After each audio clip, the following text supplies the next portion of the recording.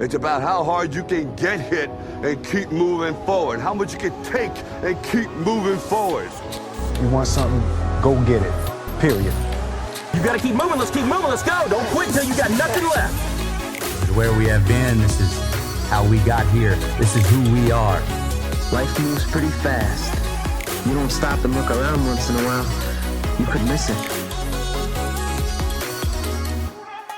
You're listening to the Hustle Indie Show, where we seek out some of Indy's most hustling people and places to learn about what they do, how they got started, and where they're going. Sit back and enjoy the show. What is up, everyone? Welcome back to another episode of the Hustle Indie Show. I'm your host, Brendan, joined as always by Ian DeFelice. Ian, how are you doing on this lovely evening? It is excellent. The weather's changing. I'm happy. We're in a coffee shop, which is also... Coffee roastery. Okay, roastery. Sorry. It's also awesome. Yeah. Just excited to be here. Mm-hmm. Yeah, so this episode, we got to sit down with the mastermind behind Tinker Coffee to learn more about what they're doing, how they got started, some of their aspirations, and a lot more of the process that goes on behind what you guys get in your bag when you order the coffee. So this episode was really cool, really exciting. We had a great conversation. Really excited to share this with you guys. Yeah, I just think we just jump right in, Brendan. Yeah, I say so too. Let's get right to it. Welcome back to another episode of the Hustle Indie Show. If you didn't notice, we are in a new location that does not look like our studio, and we're very excited about this episode to learn more about what's going on with our guests and all the stuff that they have happening over here. So for this episode, we would like to welcome Steve Hall, who is the co-founder of Tinker Coffee Company, to the Hustle Indie Show. So welcome. Thanks, guys. How are you doing today? Doing great. Doing great? Good to be on the pod. Yeah, it's good to be here doing it. This is a very unique and pretty cool experience. We're both pretty avid coffee drinkers. He's a regular. I try to keep it a couple times a week, but this is pretty awesome. This is super cool. I'm glad you guys can hang out. Tell us a little bit about Tinker Coffee and your story with Tinker. For sure. So Tinker started in 2014. The kind of the genesis of the business was pretty early 2014. My brother-in-law Jeff and I kind of hatched the idea early 14 and started roasting, just like practicing roasting, trying to get a feel for what coffee roasting actually was. In 2014, had our space on East 16th, just over by the foundry. There we had that all tied up, so we were in that building roasting from like February, March of 2014, basically through to May. And then in May of 14, we had a pretty good product. We felt like we kind of knew we were doing a little bit, at least enough to start taking things to market. So got in touch with a few friends, had some additional tastings with people that knew coffee, and in November 14 we were ready to launch. So we officially started in November of 2014.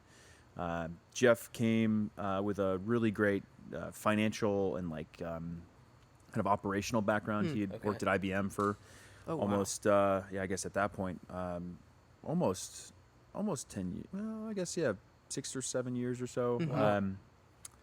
I guess a little bit more than that, maybe 8 years. But I had a lot of beverage experience. I sold wine for a while. And, worked in e-commerce, so I had like a digital marketing / beverage sales background. Awesome. So we kind of like merged those two skill sets and then just kind of started selling coffee wherever we could around town. What originally got you interested in doing this? Because I do also want to get to before you were doing coffee as well a little bit, but what really brought you into this world of coffee? Because I mean, at that point, and even now especially, like it's a pretty saturated market in certain areas. Starbucks seems to be like the king above all kings. Like, what got you interested in doing it, and how do you practice your own roasting? Yeah, so we got into it. Really, like I enjoyed coffee prior to starting the business, but I wasn't. I didn't really know what specialty coffee was. I didn't realize there was this whole other kind of universe to coffee. But Jeff, in his travels, he was a consultant at IBM and would go to different cities on different projects and see different coffee scenes kind of all over, and would come back to Indy and feel like Indy deserved a better coffee scene than it had. They're just, people were starting to do some specialty roasting, and there were some folks that had been around for a while, but it didn't really exist, certainly like it does in Chicago or, even like Nashville or Louisville or places like that. So this was right around the time where food and beverage was really starting to kind of grow up a bit. It felt like in Indy, like a lot of breweries were popping up, a lot of distilleries were popping up, restaurants were starting to change quite a bit. So it felt like a really good time for us to take this passion, this thing that we were really interested and curious about, and it felt like Indy was ready for more specialty coffee. Mm-hmm. So, it was really just a passion and a curiosity for the industry that got us started. Really feeling like this is something that we've kind of developed this, unique understanding of. We read a bunch of books that really got us kind of hyped about the industry. God in a Cup is one that was like really influential for us and got us really just really into the specialty coffee industry. And then also just the timing was right. Indy it felt ready for it. So that's kind of what got us on. Yeah, super cool. So before coffee entered the picture, you mentioned some of your experience prior to that. What was your story before that? Were you growing up in Indianapolis? What did you study? What were you doing kind of before coffee? What was that like? Yeah, so going way back, I'm originally from Massachusetts. Oh, wow. My family's kind of originally from Massachusetts. We moved to Atlanta when I was in 4th grade, so I spent most of my younger years in Atlanta. But then went to school in upstate New York and worked at a vineyard while I was there and got really into wine. The Finger Lakes wine region is pretty cool, just in terms of the grapes that they grow and the wine styles that they produce. So I worked at a vineyard there for a few years and got really into the wine side of the beverage industry. And then got a job with E&J Gallo out of school. Moved back to Boston, sold wine there, and then transferred to Chicago and sold wine in Chicago. And at that point, I just kind of burnt out a little bit on outside sales. I was ready for a bit of a change of pace. So right around that time, actually, I met my now wife. She was in Cleveland at dental school, so I went to business school in Cleveland. And when we graduated, we moved back here. She's originally from Indy, so kind of the family connection here. But gotcha. After business school, we moved back here, and I got a job with One Click Ventures, which is an e-commerce company. They acquire websites and basically kind of spin them up, make them a little bit nicer, and just kind of optimize these online stores that we were acquiring. So did a bunch of e-commerce work there, digital marketing work there, and now I'm here. Yeah, so. Now you're here. So when you're getting into the coffee market, you mentioned that you have kind of differing views on, you have different scenes. So like New York, you mentioned Louisville, you mentioned Nashville, you've got all of those coffee scenes. When you entered that space here in Indianapolis, what were some of the challenges? Like, were you trying to replicate some of those scenes here, or were you trying to build something that was unique to Indianapolis specifically? Yeah, it's a good question. I think that specialty coffee is really different depending on where you go, depending on where you are in the country. Certainly like Los Angeles versus New York is a different culture, different scene. So it felt like for us in Indy, part of what we wanted to do was kind of just be very true to what we felt like the people in and around Indy were like in general, which is very hospitable, just like this great kind of Midwestern, good folks, good heart, like honest working folks. We felt like that was a real like pillar of what we wanted to be. We didn't want to be a specialty coffee roaster that only had, certain kinds of coffees for certain kinds of people, or felt like we only, our style was a particular way in terms of branding or whatever. We just, we wanted to make like really great coffee that people could get into, that people could find approachable, that people could want to or be curious about experimenting with. Obviously Starbucks is what people know in coffee generally here. So what we wanted to do is provide a really interesting alternative to someone who's like, I really like coffee, but I want to see what else is out there. I want to learn a little bit more about where my coffee comes from or the industry or what have you. So we knew education was going to be a big part of kind of creating that culture. So sadly, we've been a little bit kind of hampered by COVID in terms of the educational stuff that we've been able to do historically. But for the first several years, we were doing cupping classes like every week or a couple times a week. I'm not sure if you guys are familiar with coffee cupping, but it's can you what does that entail? It's basically how we evaluate coffee. Okay. So it's this process that you go through where you grind up the coffee beans, you smell the coffee dry, kind of freshly ground. Right. Then you add water to the cup, let the coffee start to brew and kind of percolate like you'd see in a French press, and you're smelling the coffee as that's happening. And then you use a spoon to break the crust of this little bowl of coffee, and then you actually slurp it in a special way. So, so that whole process is what we go through when we're evaluating our roasts, evaluating different coffees that we're thinking about buying. So it was really fun for us to be able to take people through that coffee cupping experience and just show them, like, you might be used to something like this, and now here's a few different flavor profiles really that you might cool. not have been familiar with. Yeah. And just open the door to specialty coffee for folks. So Yeah. So when you were getting started, obviously coffee beans aren't found here where we're at right now in Indianapolis. What was it like in the beginning and now even developing relationships with farmers that are growing these beans? Where did you originally get them from? How did you develop those relationships into what you are now? Yeah, it's an interesting challenge. You know, when we were first getting started, we kind of took a step-by-step approach, which is first and foremost, let's learn how to roast. Then let's learn how to, buy coffee. Really was phase 2. How do we get really good at buying coffee? And for the first year or so, we had to be really reliant on our import partners. So, and we still use importers a lot to this day, and I think they play a really important role in the supply chain, which I can talk about. But at first, we didn't have a sample roaster, which is basically a miniature version of that thing where you can get 100 grams or 200 grams of coffee, roast it, and then decide if you like it enough to buy it. So we would just go to our rep at the importing company and say, hey, we're looking for kind of coffee, maybe from Mexico or from Ethiopia that has this flavor profile, and they would give us 2 or 3 options, and we would say, okay, this one sounds fun, let's buy it. Just basically like very uneducated, just going on the expertise of our sales reps. So that was how we started. And then you eventually get better and you buy a sample roaster, and then you start to get samples from these importers and say, I'm looking for these coffees, or I know these coffees are going to come in season in the next few months. I'd like to see if I want to forward contract any of those, kind of like sign up or like pre-purchase some of those coffees. So then we started to do that a bit more, get a bit more intelligent on how we purchase coffee, and start to develop more of like our sourcing philosophy. So now we use a couple different importers really heavily. Sustainable Harvest is our biggest importer. They're based out of Portland. We buy the most coffee from them. We buy a lot of coffee from Catalyst Trade, where basically all of our Ethiopian coffee comes from them. But we also have some direct trade coffees that we're super stoked about. Santa Lucia Honduran coffee that just hit the shelf again this year. That's a direct trade coffee.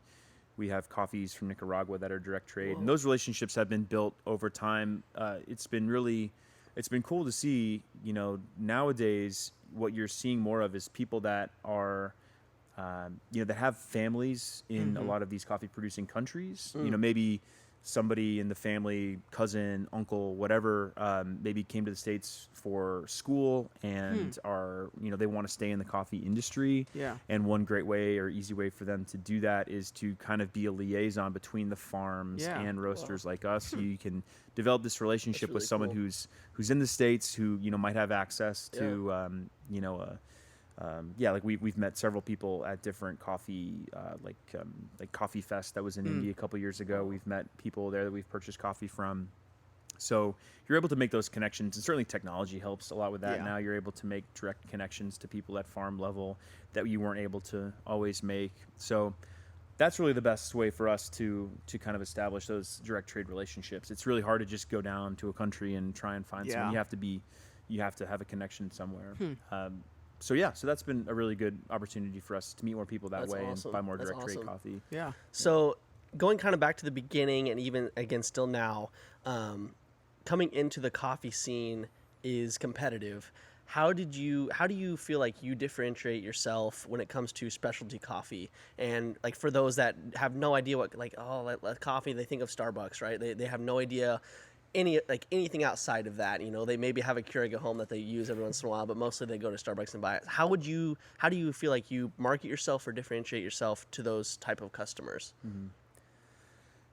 The first thing, which is kind of hard to prove unless you're actually drinking the coffee, but green quality coffee, like the quality green coffee that we buy, is a pretty big differentiator. You can make a great dinner. You can make a great, whatever you're trying to cook on any given night. I could make a great steak. You could make a great steak, but so much of how it actually comes out will be dependent on the actual raw ingredients that you use. Like if you buy store-bought fish versus fish from a fish wholesaler, or whatever, it's going to be a lot different. So for us, it all starts with green coffee quality and the process that we go through to actually sample coffee and decide if we're going to buy it or not. Like that's a pretty rigorous process. So that's one way. But again, it's easy to say like we have really great coffee. Everybody says that. It doesn't. It's not a real differentiator to someone who's never had our coffee before. So, a lot of the outside things are, of course, branding is an important element to it. I hate to say that it's it is a really critical element too. I think a lot of packaged goods for people, for us to be on the shelf at Whole Foods, like we have to stand out in some sort of way so that people are interested or curious about trying it. So we've been really intentional with our branding. We've had really great partners that have helped develop a really strong brand. Yeah.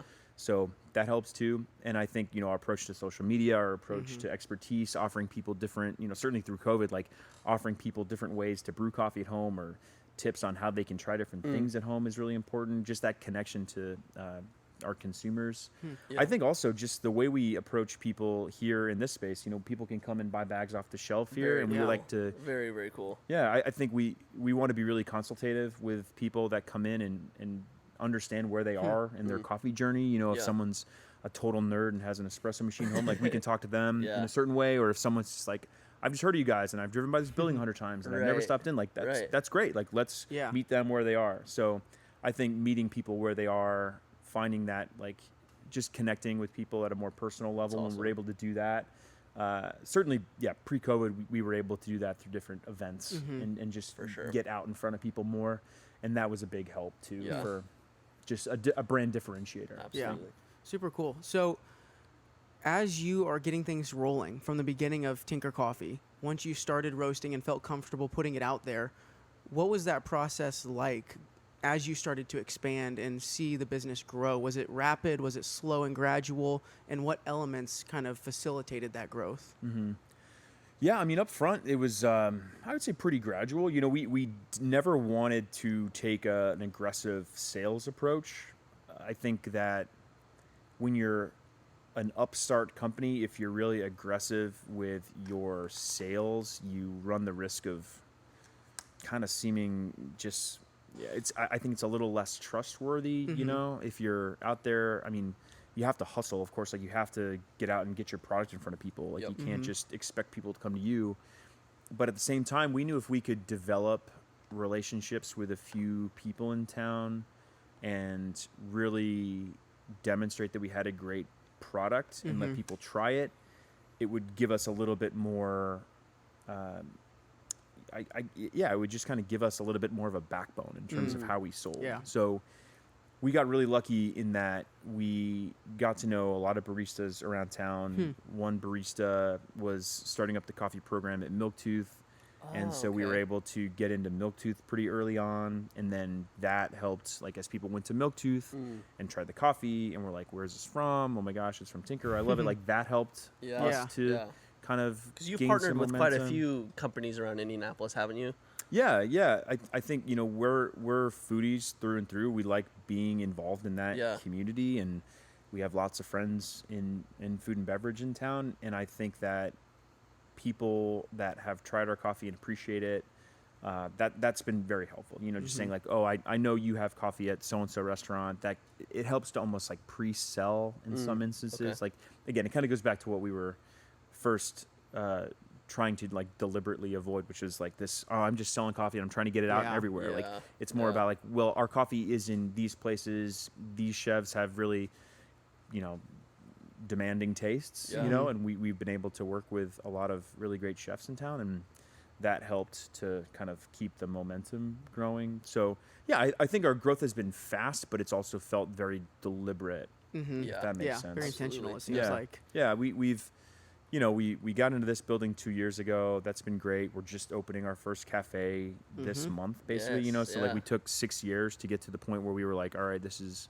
where we want to be. This is how we want to do it. And now this is like a new phase for the company. So I would say, it's been deliberate, but feels fast at the same time. That's exactly. Yeah, it's kind of a paradox, I guess. So now that you're entering the space of coffee shop, what has been kind of the hustle around that? What has been some of the challenges, and what new developments have you had to uncover as you're entering this world of coffee shop? Well, every coffee shop location has a different set of challenges along with it. Like, we're open at the Indy airport. That's really awesome. The challenges there are, of course, like speed. You've got people that are there at 5 a.m. Their flight's at 6. They just want a cup of coffee and they want to go, or they want a latte and they just want it fast. You have to be smart about how you set up your workflow so that those drinks can come out really quickly. There's also, sadly, there's a lot of turnover at places like the airport. So you have to put people in the best position to succeed, like basically right out of the gate. You have to make it very easy to be able to plug in different, people that they have no background in coffee. You have to be able to make it easy for folks to succeed. So those are the big challenges for us that we tried to solve for. And then, at our cafe at the AMP that's opening up, it was being a part of a really cool development, being so close to the roastery obviously was really exciting. We've had people come in this place all the time expecting a cafe and not seeing it or not exactly like we did when we first came here. So it'll be great to be able to say like, hey, there's a really cool spot where you can hang with a lot of cool vendors just down the road. So we're really excited about that, but that has challenges along with it too. We had to fit everything into a shipping container. So to make food, to make drinks, to do all this stuff, you have different challenges that you have to solve for. So again, every situation is different. Other cafes will have a little bit more of like a maybe like a slow bar feel. We'll be able to do that in different places while still using technology in a way that we think is smart and functional. So it's a long answer, but it's just I mean, every situation is different. Every place, every spot that might have a coffee shop, if it's on more of a commuter route or if it's more of a neighborhood spot, those have different challenges as well. But that's part of the fun is crafting a space that makes sense for wherever the location is. So for someone that knows nothing about the production side of coffee, we're sitting in this really cool place right now. Can you go through a little bit from kind of beginning where you get the beans imported in? From there, what happens to it being in this cup that we all enjoy? What does the process look like in a facility like this? Yeah, so initially I'll just take the example of a coffee that we've purchased for a couple years. So in one of our first years in business, we purchased a lot from Malawi, from the Mizuzu Cooperative, from Sustainable Harvest, and we loved it. It was just like a really fun flavor profile, tasted great in a lot of different preparations. It was a great espresso, great on drip, and we loved it. So we roasted it. And then every year we have had the opportunity to buy increasing amounts of that coffee. But we can't just say like blindly like, yep, send me that coffee again. I want to buy 200 bags of it. You have to get a pre-shipped sample. So I guess we can start all the way back at the farm level. But coffee's a cherry, grows on a tree. The coffee's processed, and the seed of the cherry is dried and then milled and then sent to the States. That's like the most simplified version that's ever been told of coffee. But we receive green unroasted coffee, super dense little coffee beans. And when we're evaluating a coffee that we've purchased before, we'll get a pre-shipped sample, so a sample from the country before it's even hit the water, on its way to the States. We'll get to try it to make sure that like, yes, this harvest went well, everything's good, it hits our expectations of flavor, which can sometimes be a little bit challenging because coffee, like wine, it might taste super young. It needs to develop still. So we might be tasting a coffee early on in its process and say, well, it tastes a little young, but we know it's going to be, once the moisture content comes down a little bit or once the coffee's aged a little bit, it'll taste different. It'll taste closer to where we expect it to be all the time. So that's where it starts, is I'll call it just a pre-shipped sample, making sure that this coffee hits our expectations. Gotcha. So assuming it does, we say yes, we execute the contract, the coffee gets put on a boat, gets sent to the U.S., and then from there we draw down on our supply, whatever we've contracted. So we might say, I want 30 bags this week. Gotcha. So that arrives on a truck. We put it in that green room there, which is kind of walled off. Okay. We keep that room air conditioned, so it's basically like a refrigerator, keeps the coffee nice and fresh. And then we weigh out our batches, which in that roaster, we either do 40 or 60 pound roasts at a time. Okay. So we roast the coffee. We have different roast profiles based on the coffee, based on how we want to develop that coffee. For something like the Malawi that we've roasted before, we can generally say like, all right, we expect it to act like last year's coffee if, these checkpoints are hit. And then we'll do a first roast with a profile that we know, and then taste the coffee and decide if we need to make adjustments to either how hot the roaster is when we start, or the end temperature of the beans, or how the slope of the roast profile changes. Gotcha. We can make all those adjustments on the machine. And then once we get it where we like it and we kind of lock in the roast profile, then we're able to recreate that roast basically time after time. It's one of the cool things about that roaster is that it's really, that's awesome. there's a lot of technology that allows us to stay super consistent with our roast profile. So once we have that locked in, then it's into production. We roast the coffee. Usually takes anywhere from 11 to 13 minutes. Coffee gets roasted, gets put into these bins, and then we weigh it out, put it in bags, and grind them up and brew it. Wow, So that's amazing. That is so cool. Yeah, coffee's one of the, I'll use wine examples a lot, but it's cool that coffee comes from all of these really interesting places all over the world. Yes, You're part of this really interesting global economy, and then you bring it back and you get to sell it locally. You're part of like the local economy as well. So it's just a really cool industry that's really connects the world. Yeah, Yeah. that's really cool. So the stuff beyond the bean, when it comes to coffee, the marketing, the branding, the production team, and all of the logistics that go behind running a coffee roastery. With Tinker specifically, how has the branding changed? How has kind of that beast behind or beyond the bean developed over time?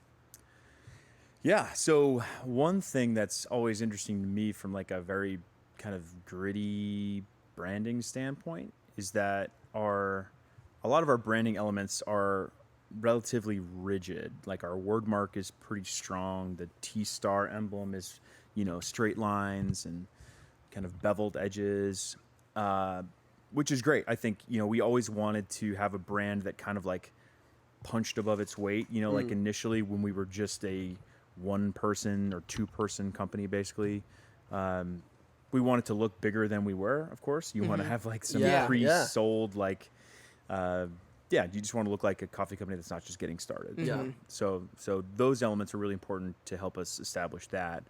But now it's been really fun for us to keep those elements present, but also implement more fluid lines and like softer elements to the brand. I think that's been fun. So, you can see like on the mod bar cart there, we've been using like a script word mark. Basically, there are some elements on the side gussets of our 12-ounce and 5-pound bags that are a little bit more, like softer elements to it, just more interesting, more creative, less rigid branding styles. Our exterior of this building was painted by Flatland Kitchen, and it's really, we really love their style, and their designs are on all of our cups, like our to-go cups, which is again just a great like different representation of the brand. So, we want to capture a lot of the elements of the classic word mark, which is all about like precision and like I hate to say just keep using the word rigid, but it's more about precision, like doing things really intentionally, with also a little bit more like whimsy or just a little bit more like free flowing kind of creative aspects to the brand. So yeah, that's kind of how we've evolved over time. Again, from a super practical standpoint. Yeah. But there's also been some elements to our branding that have changed just as we've grown. I mean, one thing I think gets taken for granted in a lot of instances is like you've got to put bags on, or you got to put stickers on bags. That takes a lot of time.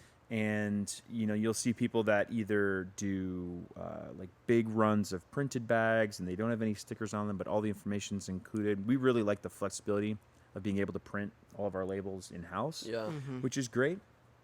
But for a long time, we were doing front and back labels on all our bags. And we had 3 pieces of information on the front, 3 pieces on the back, where the coffee comes from, tasting notes, farm, elevation, varietal, roast date, all of those things were on it.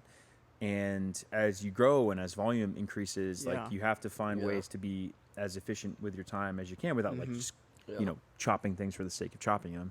So we thought long and hard about what we could add to the bag, or how we could, streamline the bag, keep the information that was important to people on the bag, but not have to do 2 labels. So, like more of a minimalist look almost, or we just had to consolidate. So we consolidated some information, and now we just have 1 sticker on the bag, which is takes half as long. It's like the UPS trucks that took the door off, so it saved every driver 10 seconds every stop they made, which ended up saving millions of dollars globally. So I mean, truthfully, when you're doing volume, you have to think about things that make processes more efficient, because I mean, truthfully, like everybody here, like nobody's time is best spent putting labels on bags. That's not I mean, anybody can do that, and that's not it's not a skill job.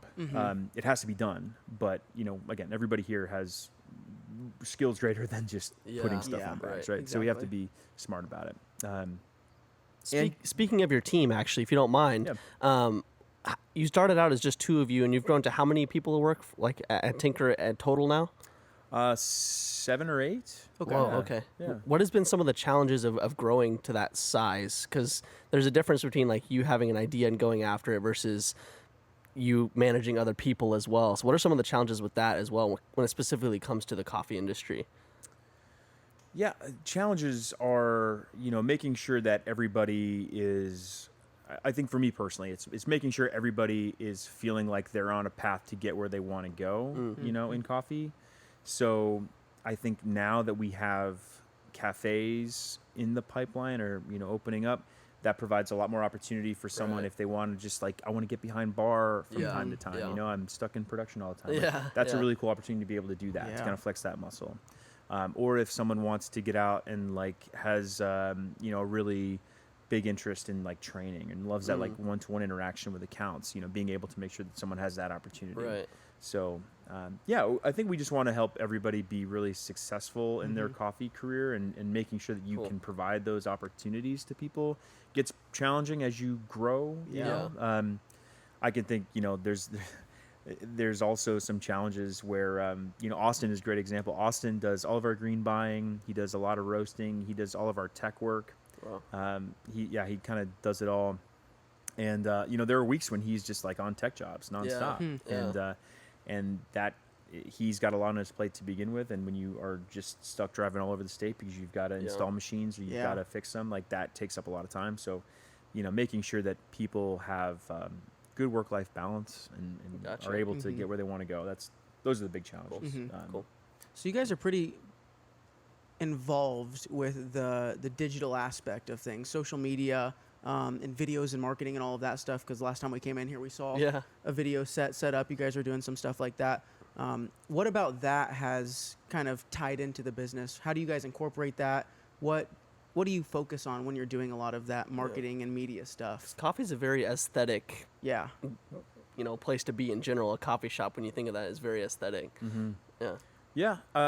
Well, certainly through COVID, you see so many people brewing coffee at home, more. I mean, when lockdown first happened, coffee shops were closed and people still wanted to drink coffee, of course. So there was this huge, desire and interest to learn how to make better coffee at home. So that was great, just because it gave us chances to connect with people on a different level than we had before. And certainly video content is a great delivery system for that kind of education, I mean, we've done things where we've been able to do Zoom calls with people and like teach them how to use their home espresso machine a little bit better. We're doing this big video series on how to brew coffee better, how to taste coffee better, all of these elements. Really cool. And it kind of goes to my previous point, Dylan and Alec, two of the folks here, are really into that kind of like forward-facing educational training piece. So it's been great to give them an opportunity to explore that and flex that muscle and put the work in to produce really great content. So, so it's just been a really fun thing for us to do and kind of step up. I mean, we the brewing guides on our website now are a little bit out of date. I think we did those like our first year. Wow.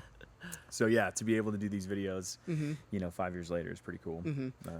So you personally at home, I would assume use Tinker Coffee? I do. At home? What's your preferred 99% method of of the time. brewing? So when you're brewing, what do you use? What's your process look like? I use a Technivorm Mocha Master. So it's a drip coffee maker. Okay. I use a Baratza Vario W grinder. Man, that's pretty much it. I brew that, 95% of the time. I have a Kalita Wave at home. I have an AeroPress at home. I'll use those from time to time. I have some of our steeped packs at home if I'm really lazy and I just want I literally just want to put something in water and let it brew. But pretty much every morning it's the Mocha Master. Okay. So time aside, what's your preferred method when it comes to flavor and quality? Truthfully, if we get the grind dialed in at home, I mean, I've had some of the best cups of coffee at my house just on the drip machine. I think I love really great, well done drip coffee. I love Kalita way. I like single cup pour overs too, but yeah, I just don't tend to do a ton of that at home. But I love espresso as well. I mean, if I go to a coffee shop, if I'm trying a new shop, I'll generally get like a small cup of drip coffee and a shot of an interesting espresso. Yeah. That's kind of my preferred method. Because they're so different. Obviously, the intensity of an espresso is much different than drip coffee, but you can just try a cafe's expression of coffee that they think is interesting enough to put on espresso. So those are really fun. So that's kind of how I do it. A shot of espresso and a cup of drip coffee would be my go-to. Yeah, that's kind of another like more personal question. When you go into other coffee shops, is it always like, are you constantly analyzing, okay, what can I do better about a coffee shop that we're opening? Or what's it like when you walk into just another coffee shop? Do you look at a bunch of things and try to figure out what you can do better, what you like or don't like? Or what's that like? It's always interesting to see how people do stuff. Yeah. But I tend to not say like, oh, I'm in the coffee biz. Gotcha, I try to like keep a low profile. Yeah. I think, sometimes you can tell based on the questions people ask, like if they have some sort of advanced knowledge in coffee. And, someone might ask me about that, but in general, I do tend to just see like processes or pay a little bit more attention to processes, see how people are doing workflow. Maybe if they're in a rush, it's interesting to see how rushes are handled, see what equipment they're using. That's always fun. But I try to play it cool. Good. So in the video world, we do a lot of video work, a lot of photo work, a lot of marketing work. There's a consistent saying that's gear doesn't matter. So you don't have to have the best camera in order to make quality videos. How does that hold true in the coffee industry when it comes to roasting, but also to brewing? Do you feel like that's true as well? As long as you have a solid knowledge and understanding of the bean and you're getting a quality bean, are you able to produce good content or good quality beans? Or does this stuff really make a huge difference when it comes to roasting and also brewing? It definitely makes a difference. You could. I mean, every element of a brew process is critical. I think you could make great coffee without the most expensive equipment, but you have to. It's like you have to have the right equipment in the right places. Like for me, the biggest thing we always tell people is that like there's no better money you can spend if you're into coffee than a really good grinder. If you can adjust your grind setting easily and make tiny adjustments or just small adjustments, but more importantly get really consistent results from your grinder, that's going to elevate everything more than any other brew method. I think it's just really good consistent grind. So that would be the most important thing. And there's definitely, you get what you pay for in grinders, for sure. So that does have an impact. And I would say that is definitely the case across, espresso grinders, regular grinders, like cafes that have grinders that are out of alignment or just old, like that will affect the cup greatly. So that's a big thing for sure.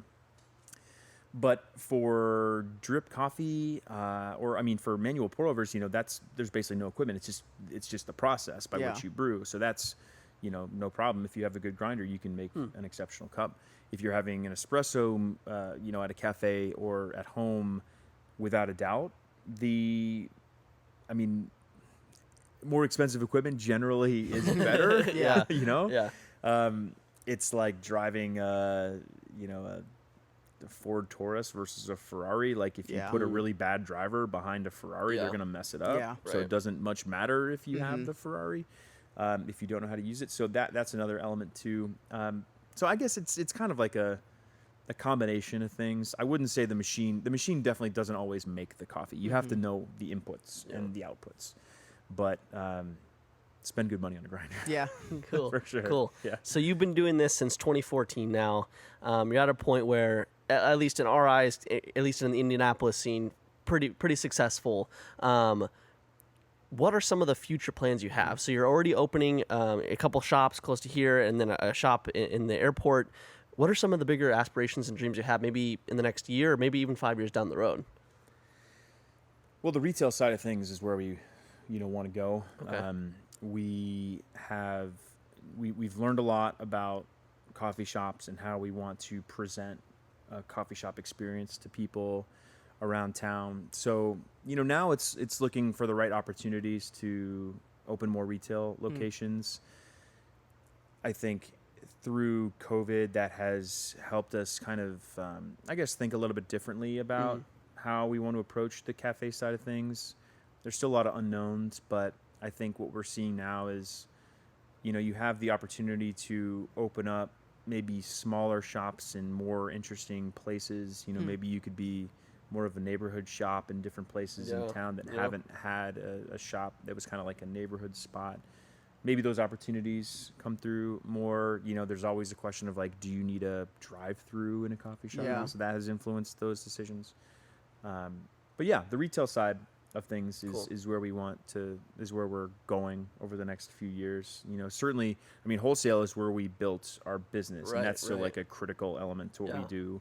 We're really focused on great hospitality to the people that use our coffee and helping them fix equipment if it's broken and being consultative in any way we can. So that's still going to be critical to us. Cool. But as far as growth goes, we see kind of the biggest growth opportunity for us in our own shops. Awesome. So you're located in Indianapolis. We just talked about growth a little bit. Do you think that you may ever go outside of Indianapolis? And kind of the second part of that question is, what role has this city really played in your success and potentially where you're going to be successful in the future? Yeah, I would love to. I would love to expand outside of Indy. I think you have to do it in the right way. Like beer, people are pretty loyal to their very much local so. brands. But I think, as you've seen in beer, you can have people come into a new market with a good product and be successful. So I think it's kind of, it's funny how it works sometimes where, people might be very into us.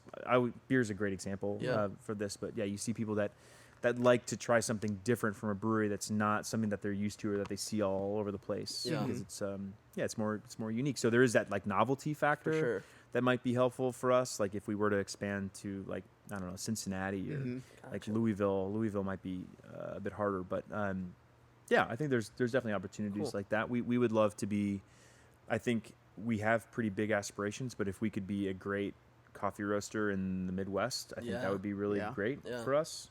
So I think there's opportunity there. Cool.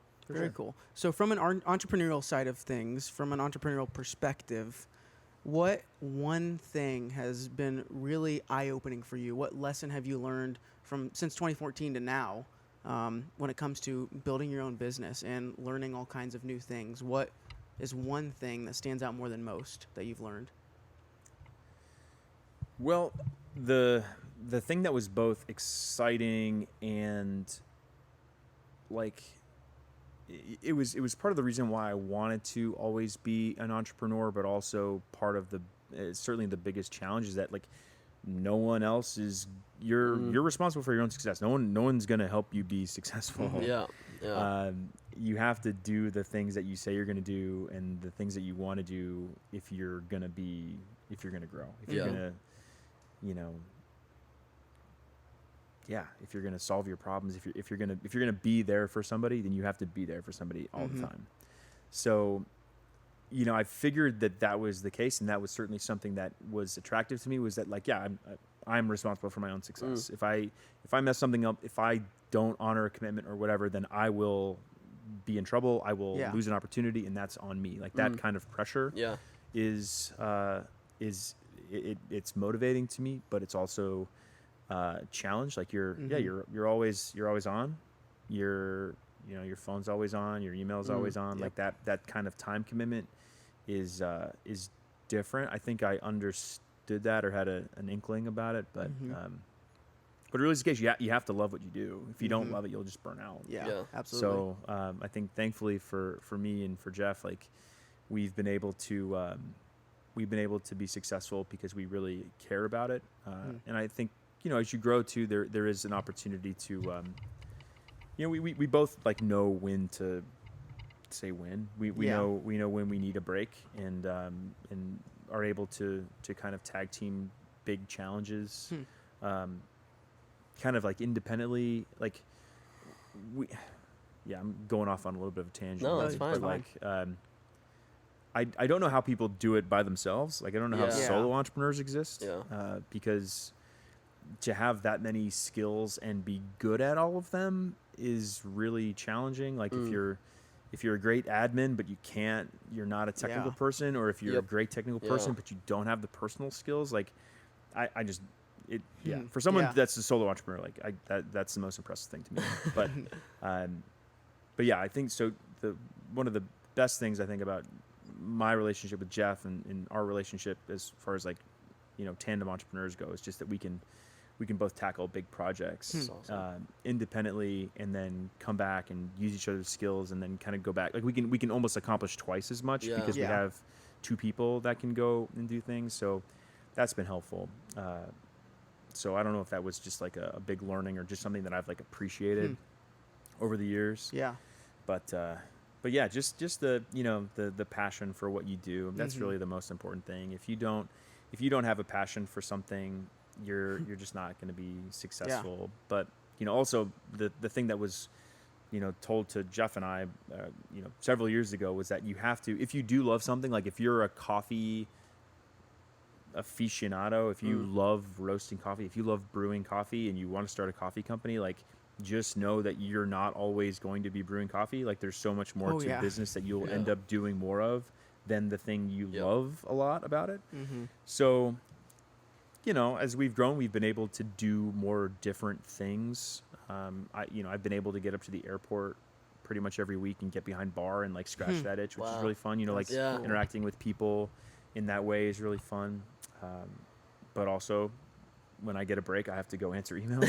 So it's balancing that. So I don't know. That's kind of a roundabout way to answer that question. Yeah, absolutely. Perfect. So for someone listening that wants to learn more about Tinker Coffee, wants to maybe try your coffee, what's the best way for them to go about, one, learning more about you all, and then two, getting a hold of your beans? Tinkercoffee.com is a great place to start. We're pretty active on Instagram. I think like most people, we've kind of gotten a little bit burnt out on like social media, like posting every day just for the sake of posting. So thankfully we've like gotten a little bit better at like posting when we have something to say or something we want to share, or like something that's a little bit more informative versus just like getting stuff out there. So I think our Instagram is a little bit more curated now, which is great. But yeah, we'll have that video series up on the web pretty soon. We're in process of filming some really awesome video content, so that'll be on there. A really great way to try our coffee is through our subscription. If we send it all over the country. We do 2, 3, or 4 bags a month generally. And one of the coolest things about the subscription is that we do a subscriber exclusive coffee every month. So a coffee that's just for the subscription. It doesn't go anywhere else. We sometimes have a few leftover bags here, but in general, it's 100% out to subscribers. So yeah, it's like, kind of goes to the green sourcing thing. It's a really fun way to try coffees that we were able to source kind of specially for the subscription. Very so cool. that's a good way to try it. Yeah, well, thank you so much for your time. We really appreciate it. Thank you. For sure. Thanks for having us, or joining us on the Hustle Indie Show. Yeah, thanks for having us in your location. This we really is so appreciate it, getting here to see all the stuff that's going on in this wonderful building. So thank you so much. Thank you guys so much for tuning in to another episode of the Hustle Indie Show. We look forward to seeing you in the next one.